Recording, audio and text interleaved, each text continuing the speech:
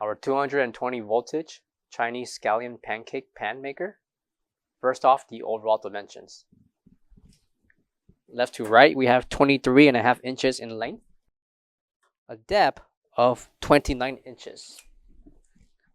Measurements for the height won't include 24.5 inches, that's the legs, the top of the base, and height,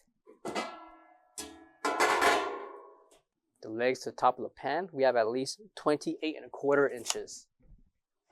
Coming to the bottom here will be your on and off button, light indicator while it's functioning, and your temperature gauge right here that can be adjusted left to right.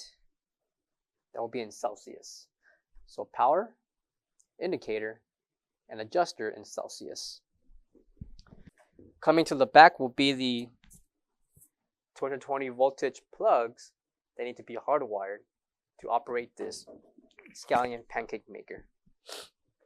Last but not least, the top of the pan will be the cooking surface to make your scallion pancakes. Overall radius, we have at least 21.5 inches, and the cooking area of a radius of 21 inches.